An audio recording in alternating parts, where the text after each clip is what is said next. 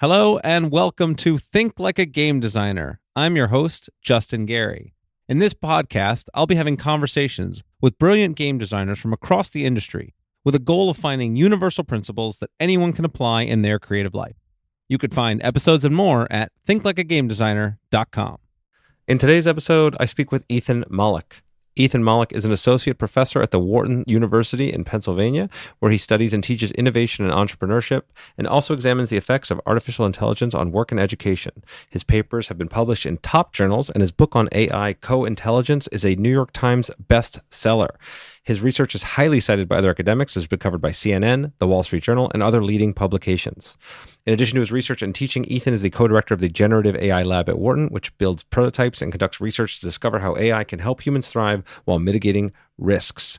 Ethan is one of the most thoughtful, intelligent, and fun people that I get to talk to. He and I actually got to work together through multiple projects, including the Breakthrough Game, which helps to improve innovation and creativity in groups, which we've run for not just students at the Wharton School of Business, but also companies like Google, Zillow, Twitter, and other major companies. We've also worked on an entrepreneurship simulation game, which helps teach the principle of entrepreneurship. And Ethan was actually going to be one of my first guests on this very podcast. He was going to be in episode number 3, but our audio recording did not make it. So we had to re-record now, 5 years later. And I'm really glad that we got the opportunity to do this because AI is everywhere, right? If you have paid any attention at all to what is out, going on in the world, AI is changing the face of work, the face of creativity, the face of what it means to be a human. And Ethan is the foremost expert on this that has a very thoughtful, very reasoned way that he approaches things. He is regularly in touch with the CEOs and the leaders at companies like Google and OpenAI and Anthropic who are building the frontier models of AI. He has a front row seat and has been doing a lot of deep research into how to interact with AI, and we get into the details. We talk about the ethical implications of AI. We talk about the changing nature of work and how it impacts you as a creative, whether you're an artist, a writer, a game designer, an entrepreneur. We talk about how to incorporate it into businesses. We talk about how to think about the next 6 months versus the next 12 months and the next 3 years. We really dive into how you can use it as a great game master and what types of game designs are possible that weren't possible before. There is so much incredible, useful information here to help deal with a very fast-moving, very impactful technology that I am ultimately very optimistic for, even though there are a lot of concerns and a lot of challenges that we have to face. And so I hope you find this as inspiring and useful and practical as I did. And without any further ado, here is Ethan Mollick.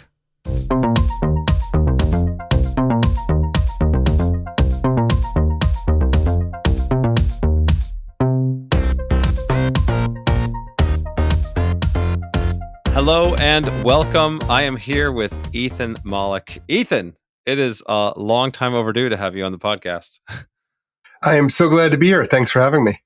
Yeah, you were actually my third guest on the podcast now, 5 years ago, but the audio ended up being unusable, just where I learned the lesson to have backup recordings, which thankfully you're now doing as well. So I'm glad to have you back. But man, things have changed a lot since we had that conversation. Yeah, for both of us, lots involved in the world and in technology and in games. Yeah, so I think right. We have so many areas of interesting overlap, like the projects that we've worked on together, both the Breakthrough Game and how, the things about creativity and teams working together, innovation generally. But I have to start with kind of the proverbial elephant in the room, the thing that you are now most known for, which is co-intelligence and this sort of understanding of how AI is affecting our lives in our modern world.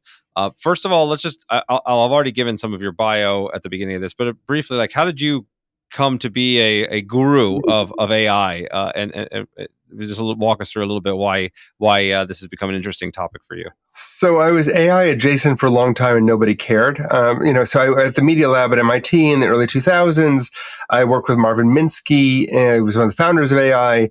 And I was like the AI whisperer. So I wasn't the technical guy, but I helped explain the technical stuff to other people and have conversations.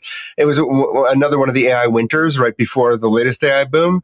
And so I kind of kept my eyes on the AI systems as we were building training and teaching games, but I'm not really a machine learning kind of expert. But it turns out large language models are a very different kind of beast.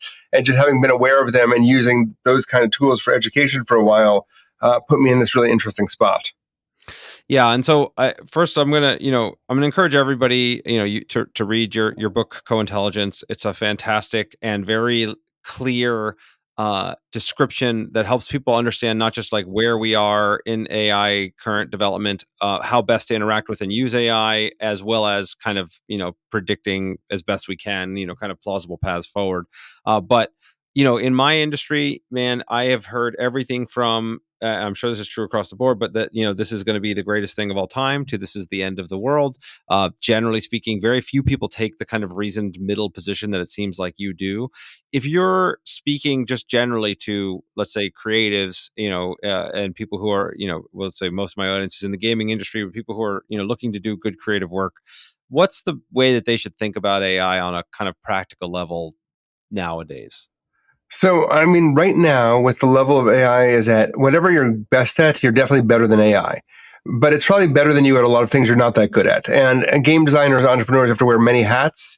And a lot of our time is spent trying to find good people to help us out. The AI can be those good people. Plus, the only tool we ever had that really is proven to accelerate creativity is coffee. It turns out, just in case you were wondering, pot does not. It makes you think your ideas are better, but they don't actually get better on quality scales. But we finally have a prosthesis that actually improves in creativity and is engaging, and we work with in this kind of way. And I think that there's a real power there. So, especially in the nexus of thinking about games, this is a really interesting space because game designers tend to be pressed for time, whether they're doing video games or board games. They tend to not have all the skills they need to get something done. They need everything from playtesting to creative support, and AI is really at the sweet spot of ability right now to help with all of those things. So it's an exciting time, I think. Yeah, and I've found in it takes, and this is again something that you've written about, but I found this to be very practically true. That just it takes like several hours of working with AI to really try to find that sweet spot of utility versus kind of it's a toy or you're wasting your time with it, right? There's like it's just like it doesn't behave like other pieces of software where I can just sort of engage with it, and once I get past the initial UI UX, I can find the value right away. Whereas here, it's like I think what you refer to as the jagged frontier feels like it keeps changing, and knowing when AI is going to be useful for me and when it's not is not it's surprisingly non-intuitive. Very non-intuitive because like an AI system turns out to be really bad at counting a 25-word sentence, but can write a pretty solid sonnet. And that's hard for us to deal with, right? They're not human abilities or missing things. Although I find the best analogy is actually to think of the AI like a person. And what that gets you is the ability to think through its flaws and its BSing almost like a person would. So, just you managed many people over your career and grown organizations, and you get to have an intuitive strength of like, this person is good at this, they're bad at this. I could throw this task at them, they'll do a great job. This one, they're going to say they did a good job, but didn't do it. And there is that kind of aspect to the AI piece. So I usually say about 10 hours with the model playing around, but it is changing, right? It's hard to get the maximum out of it. Like, on the day we recorded this yesterday, Gen 3 of Runway came out, which can now do incredibly good video, like just on prompting. Last week, Claude Sonnet 3.5 came out, which was a really powerful model that really changes the game on writing.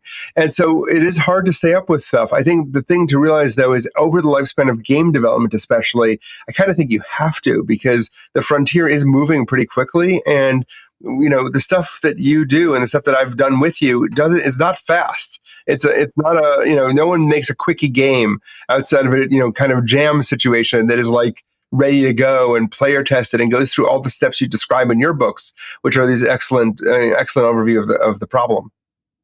Yeah, and I think it's like if you tackle it at each stage of the process, right? So the way I talk about with the core design loop, right, and this kind of mirrors off of design thinking, where there's sort of inspiration, framing, brainstorming, prototyping, testing, and iterating. And I think you can approach every single piece of that, and AI can add value to that part of the puzzle, right? Innovation, like in terms of finding inspiration and just like pure like raw idea generation, I don't think I've ever seen a tool as powerful as AI. I mean, I'm professionally creative now. Like I've studied my life studying how to be creative. And I'm not saying that AI is going to come up with the best idea that I'm going to use, but in terms of just like the pure volume of like reasonable ideas and suggestions that can become a springboard for the stuff that you want to do, like that, it's like amazing in seconds what it would take, a team of people hours at best to come up with.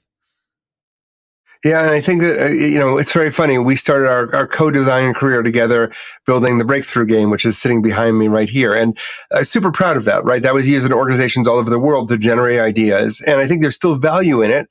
But at the other side of the fence, like, actually, I can give the AI the directions to the Breakthrough game, and it does a pretty good job of just running it on its own and generating a list of 200 ideas for you. So, I mean, I think as a creative tool, we've got something very new in the world, and I think that's both really exciting and but also a little nerve wracking because computers aren't supposed to be creative. Yeah, and this is, I guess let's address some of this stuff now. I don't want to linger too much on it because I prefer the sort of more optimistic use case. But this is some of the dark side that feels here, right? There's a lot of people, and I know this is the most common thing I see in the game industry comes around illustrative work specifically. That people are worried that the AI is going to destroy jobs, it's going to destroy the creative work. The classic idea of the AI robot is that it's just going to do all the grunt work, it's going to do all the busy work, it's going to do all the things that we don't want to do.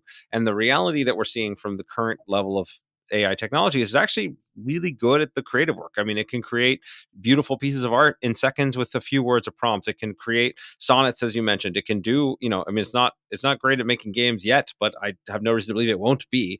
Like, for the people that are out there that are afraid of this, really just destroying the jobs that we actually really like how should we think about that, or how should companies be thinking about whether they want to be using these tools or not using these tools? Like, where's the ethical line we should be drawing here, or is there one? So there's like 3 or 4 complicated questions you asked there. The first is the ethical line. That's a tough one, right? Because these systems have ethical compromises throughout their whole process. They're trained on, stuff that you and I wrote without our permission. How do we feel about that? Is that legal? Is that ethical? Then they're, fine-tuned using labor that is sometimes fairly exploitative, sometimes using our own data, right? And then on top of that, it produces work that can be derivative in some way, or reproductions of other copyright work, or it just displaces our labor and stuff we care about a lot. Those are a lot of ethical constraints. What I think the problem is that the systems are so good, and there's, systems have systematically tried to address these. So Adobe Firefly, for example, is only trained on data that they supposedly have legal and ethical claim to, right? Where they've sourced that and they pay licensing fees. So that gets rid of the, oh my God, it's just copying people's art. But at the same time, it can still produce displacing art. I think it's a really difficult challenge, especially in the creative world that we're in. Now, the positive view of this is, the same kind of thing happened when the synthesizer came out, right? It was like going to destroy professional music, and it turned out to create new forms. Living through that sucks, right? Like, it's not like living through industrial revolution is good. And I think there is going to be displacement. I don't think we could say that jobs are going to be unchanged. I do think that it enables new kinds of creative work. Most, I think freelance art is going to change. What do you do to be 10 times more productive? How do you offer guidance? And, taste is something the AI doesn't have right now. So it might start to be more that you're supervising a small firm of AI rather than doing your own work, or your own illustrative work gets turned into other cases. But that's going to require some change, and that's not necessarily comfortable. For the individual creator, I've been in contact with one-man game studio who's built a lot of games before, and now he's doing one piece of, one game entirely on his own that would have been possible before. How do we feel about that, right? Is that great because there's more creative content coming out from more indie developers? What does it mean that people who couldn't code can code, that people who couldn't draw can produce art of a sort? I mean, I think we're just in for a very large change, and I think that the anxiety is and distaste is understandable. I don't know if it's going to make a difference. Yeah, and that's a lot of this is where I come down. Look, we spend hundreds of thousands of dollars on art. We spend, even at least that much and more on programming and engineers and all this stuff, and like that's a massive, massive overhead to have to make the kinds of games that we make. The idea that someone can make those games at a fraction of that price is just a reality now, and it certainly is going to only become more true over time. And so for the people, for some people that means they're not going to get as much work, or their work has to change. But for others, it means that they're able to create things that were just completely implausible or impractical otherwise. And that means there's new types of games that can be made. That means there's entirely, plenty of people out there with amazing ideas that don't have $1 million budget to launch a massive TCG or a digital client, and that could theoretically be done. So to me, like, I'm more excited about those possibilities, right? As someone who's never learned to program but have had to manage a lot of engineers, boy, would it be nice if I could build my prototypes on my own and move quickly without having to necessarily hire engineers and spend their time, and just be able to iterate cheaper and faster. Like, that's the name of the creative game, and it seems like exactly the type of tool that we've been presented with. If whether or not it's opening Pandora's box, it seems like one we can't close. Yeah, I mean, I think that not closing is an important part, right? Like, there's going to be room for artists, for people with taste. I don't know whether the market looks the same, though. Like, I still I hire artists to do the work that we do, and I intend to keep doing that. But I'm going to be competing against people who are not hiring artists as much, right? Right. And one by one, the barriers fell, right? Steam was holding out for 3 months, and then afterwards, it was like, okay, AI art's fine now. And the tools by companies like Leonardo that are doing stuff specifically for digital art assets, I mean, they're there, right? So I think we have to decide if we're doing a rearguard action, what that rearguard action looks like for the people doing that. But realistically, for anyone who's running a business in this place, right, or wants to enter the space, suddenly it's changed. I expect to see a burst of creative energy, of new game types we never saw before, new approaches. Thinking about, and there's secrets to be discovered, right? There's, how do we use this to do digital game testing, which is something you and I have talked about before, having personas play the game, and can we accelerate the process of doing this? Getting a game to market is incredibly expensive and difficult right now. What happens in this new world? Part of it, what we get to do is think about what an ethical use looks like, and start to model the kind of behavior that we think is the right kind of model. Having human art directors with AI help, it looks a lot different than I'm just going to cheap out and use cheap AI art everywhere. We have to do some thinking about this. Yeah, I think that's right, and I think So let's dig into this, because I think it's fun and interesting and immediately practical to me, and I'm sure to much of the audience, right? So on one level, there's hey, look, you're an individual creator, you're somebody out there, you should be playing with these tools and using the frontier models, and just getting a sense of like where it can support you in the things you do, and it's worth some amount of investment to stay current on this because it's moving quickly. As a CEO and entrepreneur, I have the challenge of deciding how to integrate this into my company, right? I like you, I'm committed to continuing to use human artists and human and I would much rather expand the capacity of my current team to do more rather than reduce team size, right? But how I found it to be difficult to create that encouragement and to create that culture to allow people to use AI, to encourage people to be able to be better at using it. And there's always these practical barriers, right? Where it's like you try to use it, doesn't quite do what you need it to do, or it's just wrong often enough that it's not reliable. Like when you're advising organizations, and in my case, sort of this small to mid tier organization, but whatever tier makes sense, right? How should we be thinking about this in terms of being able to maximize for a team of creatives that we want to be able to be more empowered collectively? Again, I think there's a lot happening there, right? So one thing we've seen is that there are lots of ways of accelerating this that aren't 100% clear sort of out of the box, right? So you helped teach one of my classes at Wharton, where I had just after ChatGPT came out, when it was still GPT 3.5. And we ran a class where we taught people to be game designers and had them build a game. And I had MBA students who, many of them were in creative industries. I know there's this view of like MBAs but like there was, hip hop promoters and all kinds of interesting people there. And they were said, if you can't code, I said, you need working software. If you've never built a website, you need a working website. You need to have built a full game, with using 3D printing and sintering and all of those other tools. And they did it. And some of them were actually quite interesting, with some interesting design space. And they used AI to sort of supplement their situations. And, I asked them to write about it. In some cases, the AI helped. In some cases, it hurt. So right now, the title of the book is Co-Intelligence, partially because right now it's a supplement. So you spend your 10 hours learning what this does, and you'll find that the shape of the frontier. And you'll be like, listen, it's really great for some stuff and bad at other things. And that doesn't mean doing the work for you. I spoke to a Harvard quantum physicist who's like, all my best ideas come from AI. And I'm like, does it know quantum physics as well? And he's like, no, but it asked me good questions, right? And so I think part of this is like, where does it unburden you? And you will find that there's things it can't do. I cannot tell it, make a compelling board game, because, for example, all the AI systems hate conflict because they've been trained to avoid that, to not cause controversy. So everything ends very nicely in an AI game, but you can kind of convince it to do other things if you want to. It falls on tropes quite often because there's a lot more tropes in its training set. So you have to be the one who kind of pushes it out of its tropiness into something interesting. So it is a companion. It's a person you're working with that adds resources. It doesn't solve the problem for you. Now, there is a secondary issue here, which is like, how good do these systems get? And that's the big unknown question we have right now.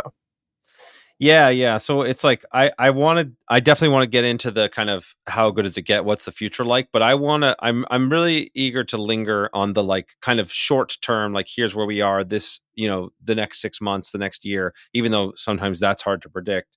And if that horizon is too far to be practical, then that's worth flagging, right? But like to me, there's the future world, which is very, very hard to assess for. There's the current world, which I think there are practical steps. I think a couple things I want to highlight about what you said, right? One is using the AI as a tool to ask good questions and like be a stand-in for either your customer and your player or your reader for a book or your, whatever, your customer for a new product, or even like, I want advice from Gandhi and the Buddha on what I should be doing with my relationship. Like even like those things, like it's shockingly good at giving you a kind of coach / reflective mirror on what's happening and what's going on. I found that to be just like this incredible tool just for self-reflection. So I think that's like a very powerful piece. And then I wanted to, the second issue that is when it comes to sort of, you've used the phrase like sort of doing what would have been impossible before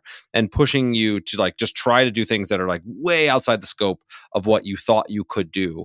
For people that are like practically, I'd love to just sort of dig in more like practically speaking, what does that mean for someone to actually use it? So either the tools of, kind of self-reflection general, like the quantum physicist, or in terms of like, okay, great. Now you told me I can do things I couldn't otherwise do in my organization. What would be the next steps to say, okay, let's do that? Is it a game jam where people have to have a working program and 3D printed stuff at the end of the week? Or is it, some other tasks that I make unreasonable assignments for or something? Yeah, so let's break it down. You can go through each step of your process almost and think about what you would use it for. So I'm just going to give you a couple highlights. So first of all, ideation. You should be using this for ideation, right? Come up with 45 games. No, more like this, more like that. It's very important to interact with the AI. You're not just typing a command and getting something. You're saying, no, more like the fifth idea, like make it more diverse. We have a paper showing that how you prompt the AI matters. And if you prompt it to do a chain of thought approach where it first, list out some ideas, then come with even more diverse ideas, then modify those again, you end up with better ideas if you're just like, give me 30 ideas, right? And all the techniques that you talk about in your book and that I discuss, and with you on these things about, asking it to come with constraint ideas. Imagine you had infinite budget, how would you do this? Imagine a digital computer system of the future, how would you do it? That all helps you come with really good ideas. So ideation is great, and that interaction is really good.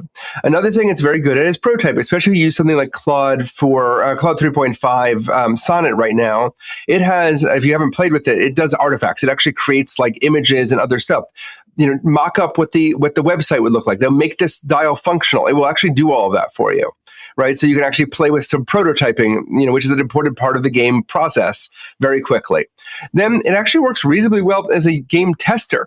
So if you show it a screenshot of the game and say, what confuses you? Here's the instruction manual. What's weird? Pretend to be a high school student playing this. Pretend to be an experienced board game designer. What would you say? You get pretty good testing data.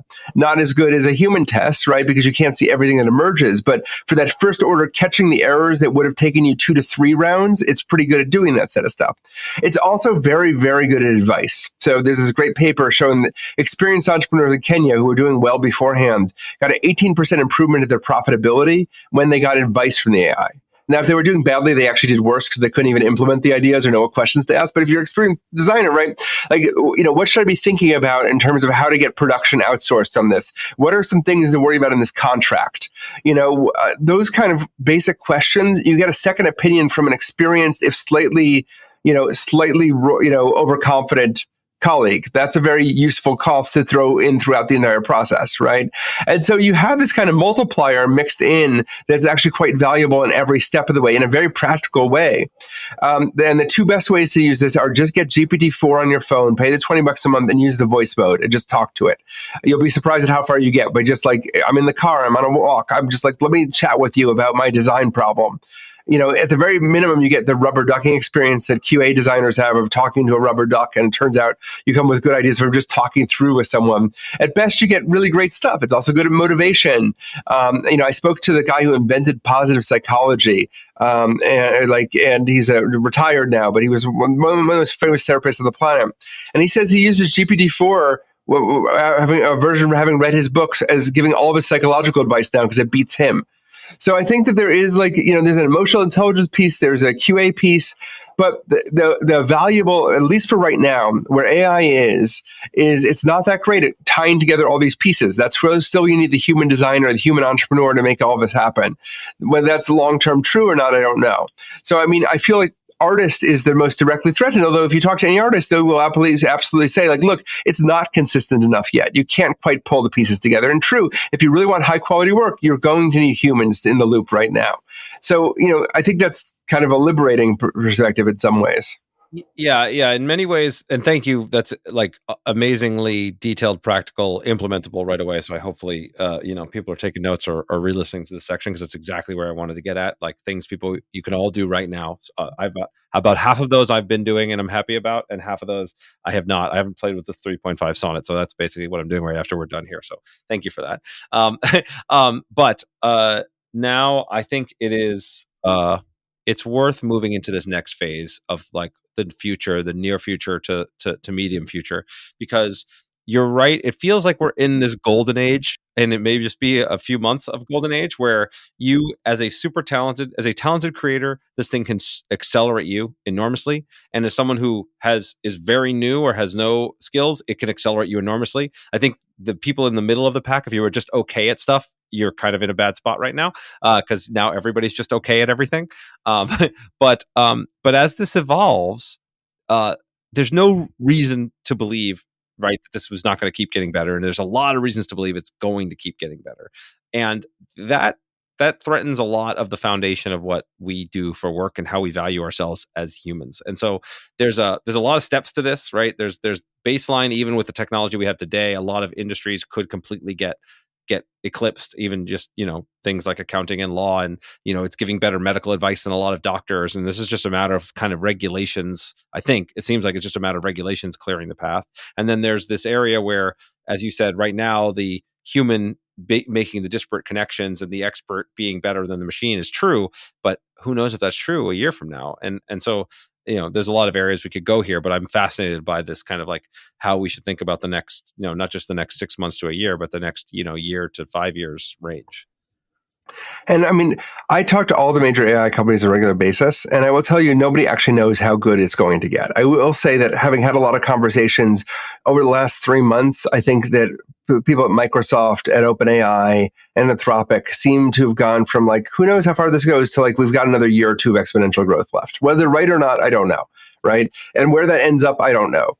It was funny. You were saying if you're just average, you're not going to do great, but you weren't going to do great in games anyway, unless you got very lucky, because the people in this space, just like in Hollywood and other places, to get where you are sitting right now, Justin, and the kinds of people you interview here have to be really good. Luck helps, perseverance helps, all the personality characteristics of being a successful person help, but, not the only way to get ahead. But there is some talent that has to be at the heart of this thing. And if you are making it in games, you are, a top 1% talent at the very least, probably top 0.1% or 0.01% in something. It may not be at everything. Maybe you're not great at the art piece, but you have a, knowledge of systems. Maybe you have an innate sense of what's fun. Maybe you're just good at executing stuff and pulling stuff together in a way other people can't, and are just willing to grind through the play testing. Maybe it's the classic sense of taste, but we're ways off from threatening the 0.01%. That being said, right, that's the explicit goal of all the AI companies, right? AGI's common definition is a machine better than a human in every creative task, better than the best human in every creative task, or knowledge-based task. And if that happens, it's not just game design is the least thing that gets gummed for. In some ways, the bankers get replaced and the lawyers get replaced long before the game designers, because there still is a matter of taste and difference, and having a human guiding a process still matters, right? And so I don't know the full answer to that question, right? It's hard to know, but I think we need to plan for a scenario where that's possible. If I was building AAA games, in a video game world with a 4 to 5 year lead time, I'd be spending a lot of time thinking about this problem. right? Because I've got hundreds of coders, and first of all, they're already all using AI to help them code. We don't know, at this point, the code may not be good enough for a large scale, code set. We don't know, but I would be using it. But then the question is, okay, not just this, but like I've been seeing the first really interesting generative games come out. A lot of people probably have heard of AI Dungeon, which was using a very early version of GPT to sort of be a DM. The current versions are very good dungeon masters, and you can ask it to come up with a completely novel, powered by the apocalypse game, and you get really good results. Even funnier, I threw one of the most complicated manuals for any game I've ever role playing game I've ever played, or I haven't actually played it because no one I know actually plays this thing. But it's like 800 pages of manuals, one of those labors of love kind of things, and it was able to roll up a character, and doing required understanding page 112, 274, 380, and this is Google's Gemini Pro 1.5, which has 2 million tokens of context windows. It can hold entire manuals. So like it's already doing some pretty amazing things. The most fun of the actual AI powered games I've seen so far is Infinite Crafter game, where you take cards and stack them on top of each other.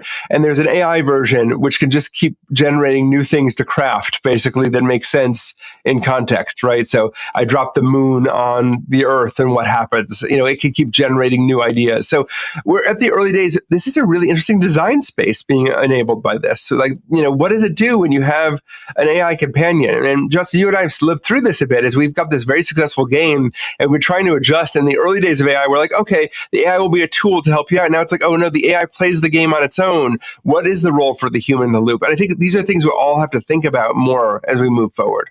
Right. Well, and this is exactly, let's use this as the illustrative example, right? Because as you said, the breakthrough game is something we're both very proud of. We've run it for, Fortune 500 companies. We've had a great success with it. It definitely makes people more creative. It makes teams more creative. I still use it with my team. And then as AI came in, that we went through this process over the period of just a few months from ChatGPT, from 3.0 or 3.5, I forget when we started having the conversation of like, hey, okay, let's have the AI be a seat at the table. And then otherwise the game is the same and that's perfect. And oh my God, so cool. And then within a few months of us starting to work on that, it was like, oh, actually, no, AI, we just feed all the rules into the AI, let the AI do almost all of the work and then output a result there. And it's basically just a, kind of a GPT, whatever the hell they call them, terrible naming conventions for just pre-built rules, right? It's not really even a business anymore. So if you're trying to build a business that builds on AI or that uses AI technology or that's a game that's going to launch in 3 years, like how could you possibly plan for that? Like you can't. You're taking a bet. I mean, entrepreneurs are used to taking bets. Designers are used to taking bets, right? We're betting.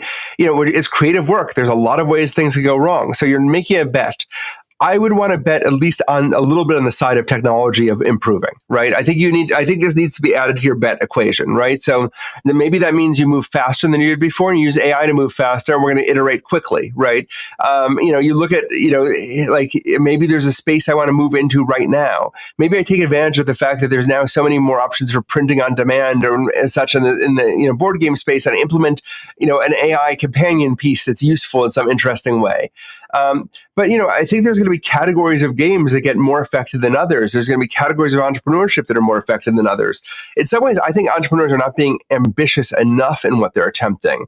There's a lot of like little wrapper kinds of things that the AI companies are going to just take away from us. Like if you've got a really good workflow based around GPT-4, I don't know what to tell you, but GPT-4 is not the end point of OpenAI's products. And they want their product to do everything you do and more. Like that is their explicit goal. They believe they can do it, whether they can or not. So I think part of what you want to do is bet on something where there is taste and creativity, and you're pushing something further out past the border. Yeah. It's man, it's such an interesting space, right? So my general philosophy here is that there's two resources that really matter in the modern society for us, which is attention and trust. That there's this ability to earn people's attention, that they have a reason to be here and reason to pay attention to whatever you're doing, and that they're going to trust when you actually say you're going to do a thing, your product is going to deliver a thing, your game's going to deliver a thing, that's going to be the case, right? And that those things you can leverage with, you have AI backend helping you to do stuff and make things. In terms of you've mentioned, kind of taste making as a skill set that is, something to lean on. I'm skeptical of that. Like, the AI algorithm for Spotify sending me, or YouTube or whatever, choosing what I'm going to like next is pretty darn good. Like, is taste making really going to be something that's a sustainable advantage for humans? Maybe not. I mean, it's hard to point at something, right? There is something ineffable about being really good at this stuff and anticipating where the market's going, in ways that other people can't do. But, it is a hard problem to solve, right? I mean, for right now, we're in this great complementary space. I'm in a Dungeons and Dragons game that meets every week. And it's awesome because we've got an AI listening to our entire conversations and summarizing everything that happened. You can query the game about what happened in the past, so we don't have to know what this character said under these circumstances. We can, actually ask it in character what happened or not. Everyone's generating songs and video and illustrations, and none of us can draw. So this is super fun. It's a huge enhancer. I think part of what you need to do is think about where it's enhancing stuff. I think the other thing you didn't mention is that most of the games, especially in the board game space that you do most of your work in, right, or with our hybrid kind of, I don't know what we call this now, but there's a people element to it that I think thinking about how AI removes drudgery from that process is also really interesting. I think a lot about the trend in sort of legacy board game kind of approaches, which is all about kind of adding in complexity to make it video game like. There's no doubt that you could more elegantly implement a big box game in a video game format. But people want to have these kind of experiences that are different. So when I talk about taste, part of it's also a taste of what humans might want in that kind of interaction together, to have really interesting human to human interactions in the room. And, the board game is a way of getting people into that human to human interaction. There are ways to play with that as well. Yeah. I think that's well said. It's frankly, I'm shocked that I have a job. In just forget AI. I'm shocked that board games and tabletop games and RPG games are so popular nowadays. They're more popular than they've ever been. Right? When I saw the iPhone and the iPad come out, and I saw VR technology and everything getting to where it is, I was like, oh well, people are just going to want to do that now. They're not going to actually want to play tabletop games. They're not going to get together and play RPGs. And the exact opposite was true. And I'm very grateful for it. And that speaks to the point that you're making, which is no, people want to be with humans, and they want to have physical tactile experiences and be able to enjoy that connection and what that provides. And so how does it'll be a while before the robots take over that role, I think, but I think that how can we enhance that is a big deal. Yeah, but I think you have to be opinionated. That is a perspective that we wouldn't have guessed, right? Who would have guessed that there'd be a board game and, Dungeons and Dragons renaissance that was powered by, the pandemic and Kickstarter and Stranger Things all sort of happening at the same time, and live plays. It was a bunch of elements that all came together to make this thing happen. That is, and once people start playing it, they're into it, right? And I guess as millennials age out, Gen Z will find this dumb again. But it also has to do with the failure of as RPGs got more expensive on computers, it just didn't become the genre that people thought it would. Compared to computers became FPS shooters, iPads became all about pay to play free games, and leaving this huge design space available. So I think you could have an opinion about where things are heading, and we could be wrong about this. You and I have been around long enough that we've lived through various crashes of various game system types where it's this is going to last forever, and then it's oh, actually no one ever wants to play this kind of game ever again. Right. Yeah. MOBAs were supposed to be a big thing for a while, and sort of there's still a few players, but it wasn't it became the dominant space in the same kind of way. You look at, video games have weirdly stagnated even as tabletop has taken off. And if you look at the top 10 games on Steam, it's the same top 10 as a few years ago. There's this weird kind of loopiness happening. I don't know what AI unleashes, but it's not like this is an untroubled industry that has never had cycles before and difficulty. There's a bet you're making in a world where, this matters. Right. Yeah. And I think just emphasizing that, this is a deeper point well beyond AI, right? This, you're a designer, you're an entrepreneur, you are taking a bet that you are right about the way the world is going to go, and that your bet has to be, both non-consensus and correct for you to be a success, right? You have to have an insight that, other people don't all share, and then be right about it. And in creative industries, that's the roughest, because most ideas suck. So most people, ideas generally non-consensus from the beginning, because everyone's I do not want to play, a feet theme themed game in which I'm a cheesemonger in medieval France, and there are 7,000 collectible cards.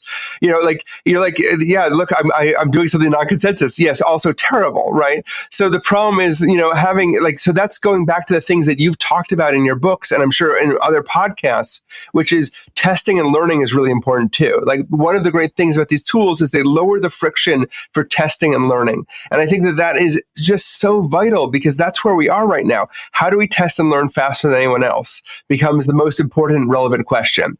And if you could do that without quitting your job before you invest a lot of money in the new product, like that's exciting in and of itself. And that's where AI can help accelerate things too. It's not just about accelerating good ideas, it's about accelerating bad ideas. One of the things that we've noticed, when we study things like Y Combinator, these famous accelerator spaces, is they don't actually make you necessarily more likely to win. You just win or lose much faster. And if you lose, you're still part of a community of people that give you another chance. And I think there's some value in that kind of approach too. Yeah, honestly, if I were going to boil down everything that I teach into one thing, it would be pretty much that. Like, accelerate the rate at which you can iterate and learn. And like, that's it. Like, the faster you do that, the better you are at what you're doing. And that's like, there's a lot of nuances to unpack that, but I really do think there's nothing more important to creative work, entrepreneurship, anything. Like, how fast can I test my idea, and how well can I take the information that I receive and actually implement it without, losing my ego and my my entire sense of self-worth along the way. Yes, and that's in some ways what you train people to do in your lessons, and what I try and train people to do in my entrepreneurship classes is how do you listen for failure and interesting things, and do that in a way that you actually make progress. So it's part of the reason why when we do entrepreneurship, we force people to have hypotheses that they're testing, because if they're just going out and looking at how people like their product, they're only going to hear the good stuff, and the bad stuff's going to be from idiot. They're going to be from idiots who don't understand my genius, and they don't really get that it's not going to look like this in real life. It's going to be much better, and you delude yourself, right? So part of this is about how do we get people to listen and fail in interesting ways that they learn from pretty quickly. And again, I think that's where the AI boundary is actually helpful.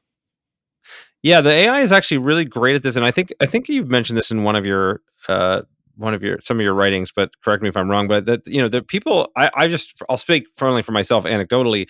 I'm a lot less impacted when the AI tells me and critiques my stuff than I am when a human does. I don't mind sharing my, I've shared my entire upcoming book with AI and gotten feedback on chapters and different things. And like, not that I agree with everything the AI says, but the psychological impact of negative feedback is a real factor, right? It's one of the hardest parts of dealing with it. How do you manage and emotionally regulate, and then be able to sift out data that's worth acting on from the noise, and AI is like, it's an incredibly powerful. Like, I feel almost no emotional resistance to it. And I think, am I correct that there was some kind of study or something about people being willing to like put their stuff up and work with it more? Or is that? Yeah, we're finding this kind of algorithmic joy of like, also partially because it's so sniveling. It's like, oh, you're so great, but like maybe these ideas would be good ones. You're like, I am so great, and thank you for recognizing my genius and giving me these suggestions, right? So, and we find by the way, when the kind of AI we had was algorithmic, where it was just telling you yes or no decisions and running the math, like doctors hated using it because it would tell them 83% chance of cancer. And you'd be like, no, I don't believe you. I'm better at this, and you're not understanding what the real situation is. But when you get advice from these talking large language models, they feel more like companions. That's only going to grow more, right? Like, it's like, in your genius, let me help you. It kind of, like, oh, it's such a well-written piece and you're so smart, but, paragraph 2 could use some help. So part of it is you telling it to be more critical is actually kind of helpful too. Yeah. I definitely you have to prompt it to be more critical. I think some of the pieces of advice I've read from your book and elsewhere, which is amazing, where you like give it a persona, right? You are a casual consumer of board games that doesn't really like to read rules. Tell me what you think of this. Or you are a hardcore player who loves these kinds of games, and you only want the most like competitive and most crunchy thing. Tell me what you think of this. And it does a very good job of like morphing itself into that persona and giving you at least a framework by which to be evaluating your work. Absolutely. And I think that idea of like, it fits into the bigger picture too, which is one of, we have to do R&D on this thing. Like I can tell you the OpenAI people have never thought of its use for games. When I tweeted out about the RPG book, the CEO of Google retweeted me on it. Like they clearly never thought about using it for games, right? Like, so if you can nail this, you're in a place nobody else is. And one of the things I would urge people to do is figure out what communities you're part of that you could talk about this with, right? Like we have to do R&D as a group to figure out the right way forward. Otherwise, we're going to be, like people are going to say you're obsolete, but it's really that we're not discovering fast enough use cases. Yeah. No, creating a culture where this is, we can share discoveries, where we can be open about this, where we're not afraid, right? Like for companies that are not afraid that their employees are using AI, because I guarantee you they're using AI, whether they tell you or not. Like it's just too tempting of a tool.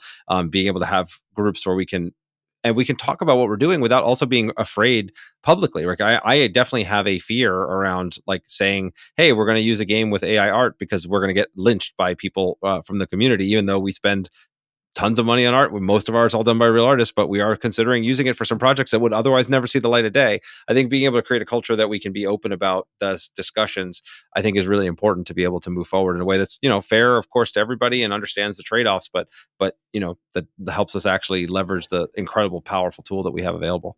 Yeah, and I think trying to think about how we think about that to help people thrive in our industries is also important, just like you were talking about there, right? Like, so, you want to support artists because they're your lifeblood and because you care about art and you care about what we're doing in these fields. But we also want to be in a situation where you can build games with the kind of budget and, capabilities you have, and you need to keep everyone in your organization fed too, right? And like costs matter. So it's this kind of logic that's hard on both sides, and I think we have to work together to figure out what thriving looks like. How do we make sure artists continue to do their work and don't get stuff stolen from them? And how do we make sure that the high end has room for artists doing the kind of work that they're doing? Maybe the kinds of work they do shifts a bit and the kinds of commissions they do shift.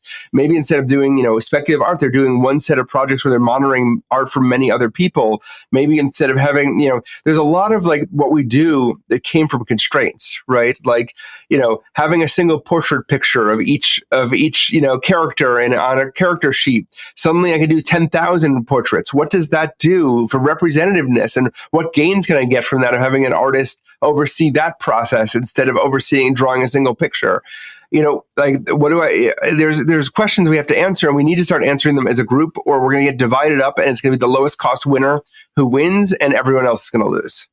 Yeah, and I love seeing what's possible at the boundaries of technology and design, right? Like this is what we've done, throughout our process as a company, what we've done with, SoulForge Fusion as a hybrid deck game. We're using digital technology, printing technology that wasn't available a decade ago, and we're having it, connect to a digital game. We're having it connect to blockchain technology. We're having it, we've played in worlds of VR. Like AI clearly allows for the types of games design that didn't exist before. And I know a lot of companies I've spoken to that are using it for, NPC generation and for helping to create, more free flowing content. But, what does this mean in the tabletop world? What does this mean in other genres? What does this mean for procedural, generation and different aspects that previously had to be pretty formulaic that now doesn't have to be? Like, the core of what we find fun doesn't change, but the ways in which it can express and the ways and the tools that are available for designers is just something I'm incredibly fascinated by, and I can't wait to both explore myself and see what other people do with it. Right, just more fun games is a good thing. Yeah, I mean, and I think about this in the video game space, which I'm pretty familiar with, right? And you think about what a team like a Remedy or something that did Alan Wake can control, where every detail they can afford to make every detail matter, right? What's on a whiteboard matters. And if I'm doing this as an indie game, right, I have to have repeating textures, and like I can't do what I could do before. So we make a virtue out of the problems, right? It's like, oh, well, it's very clever because I've only used pixel graphics, not because that's my artistic choice, but because that's a much cheaper way to do the art. Right? And I think a lot of what we're thinking about as artistic choices are choices with constraints. And when the constraints shift, that gives us new choices for art that we can keep doing the same kind of labor, but push to a new bleeding edge of what that looks like. Right. And I think changing the constraint structure is a super interesting way to think about how creativity changes.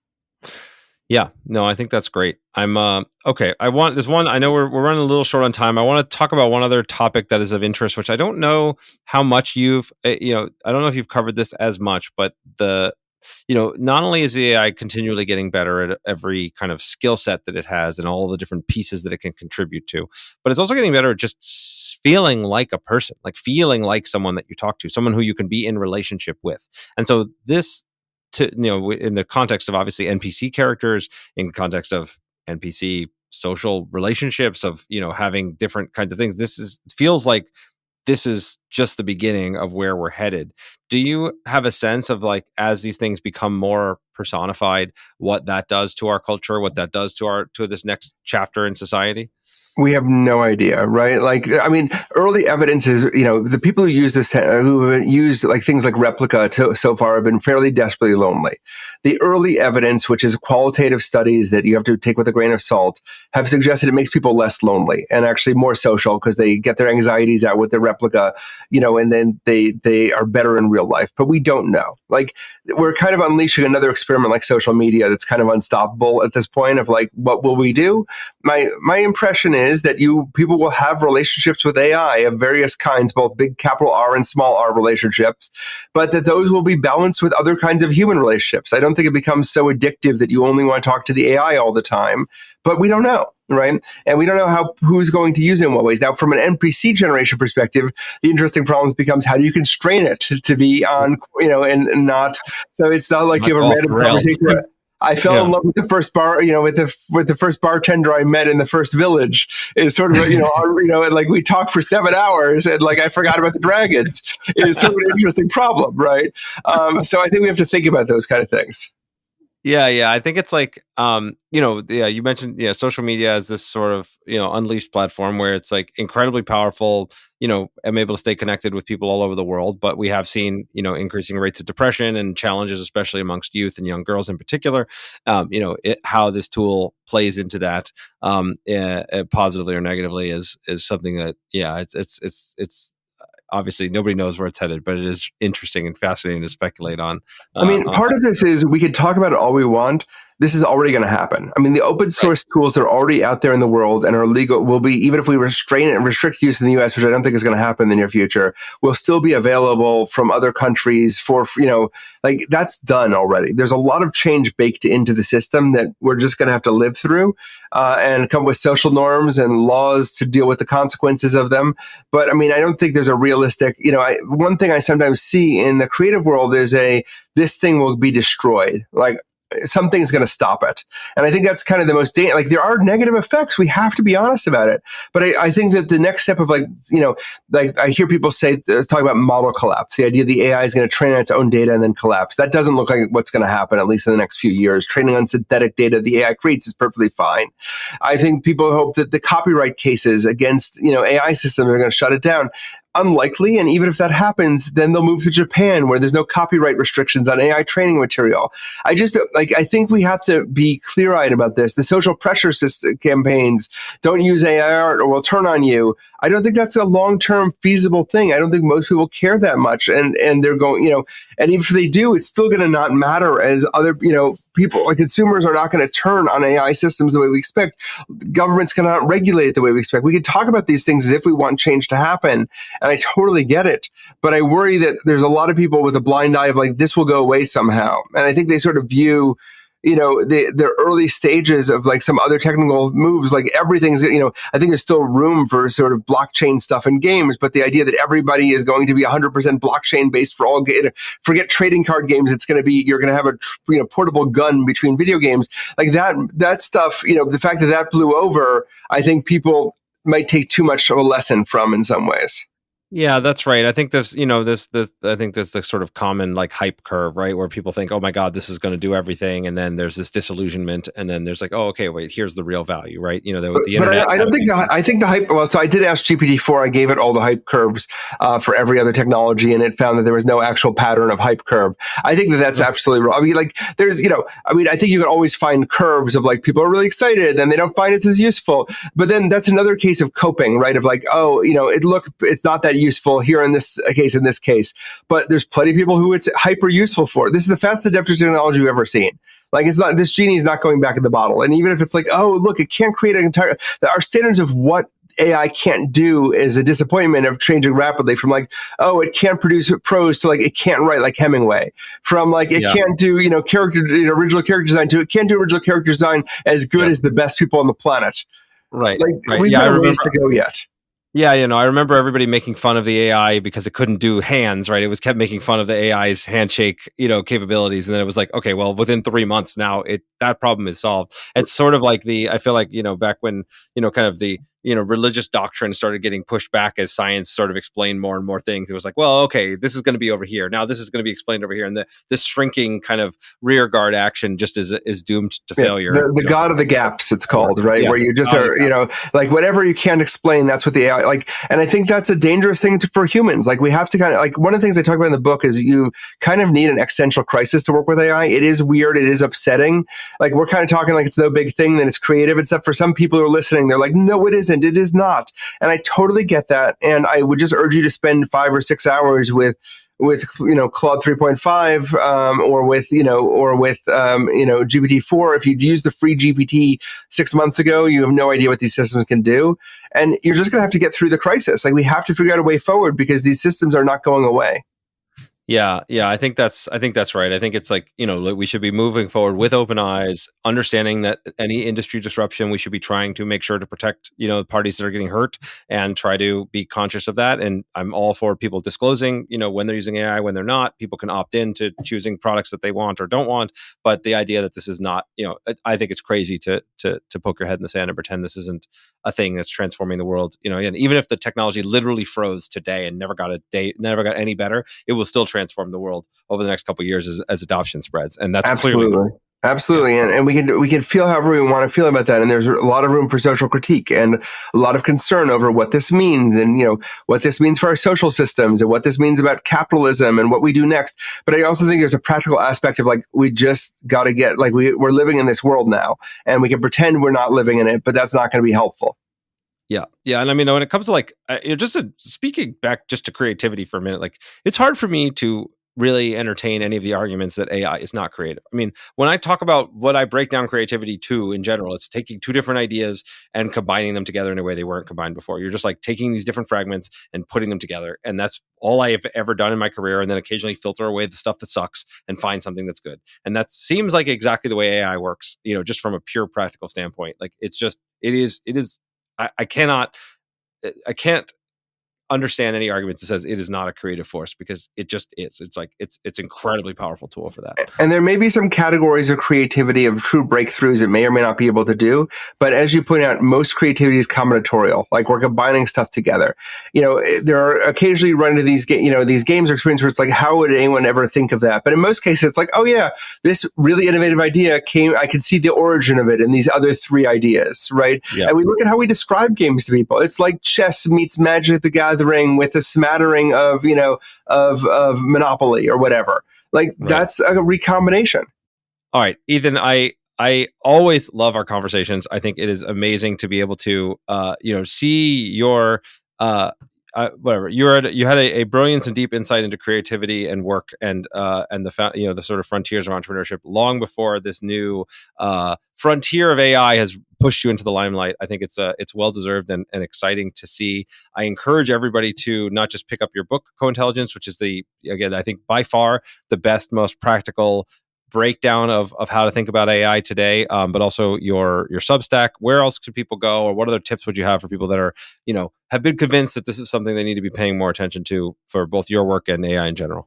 So, for better or worse, Twitter or X or whatever you want to call it is where a lot of the interesting discussions happening in this space. But also, whatever your game design space is, I'm part of like 3 or 4 different communities. I'm sure there are others near you. Like you need to be talking with colleagues. Like that's always been important to success anyway. And one of, Justin, one thing you're amazing at is networking. Part of why this podcast is such a success is there's so many people who know and respect your work and you've treated well in the past. So they want, they are excited to be part of something you do. For people starting off, networking is the only thing that is just guaranteed to help you succeed across any industry. And the more you bridge gaps between sets of people and the more network you do, the better off you are. So my advice is the same I'd give it everywhere, which is figure out your community that you should join and then join that community and talk about this stuff. Be someone who's helping lead the direction. Share your experiments. Work in public as much as you can, and you'll get a large part of the way there. Yeah, that's fantastic. And I will, for anybody that wants to come join our community, we have a Discord, active Discord for Stoneblade, where we talk about some of these things. We also will be at Gen Con. You can come meet us in person there. I love to have these kinds of conversations, both in real life as well as online. Ethan, thanks so much for taking the time, man. I know you're busy, and this was such a fantastic conversation. And I look forward to many more as we see this future unfold. Thank you so much. And I was thrilled to be part of the conversation as always. And hopefully the recording worked this time. Thank you so much for listening. I hope you enjoyed today's podcast. If you want to support the podcast, please rate, comment, and share on your favorite podcast platforms, such as iTunes, Stitcher, or whatever device you're listening on. Listener reviews and shares make a huge difference and help us grow this community, and will allow me to bring more amazing guests and insights to you. I've taken the insights from these interviews, along with my 20 years of experience in the game industry, and compressed it all into a book with the same title as this podcast, Think Like a Game Designer. In it, I give step-by-step instructions on how to apply the lessons from these great designers and bring your own games to life. If you think you might be interested, you can check out the book at thinklikeagamedesigner.com or wherever fine books are sold.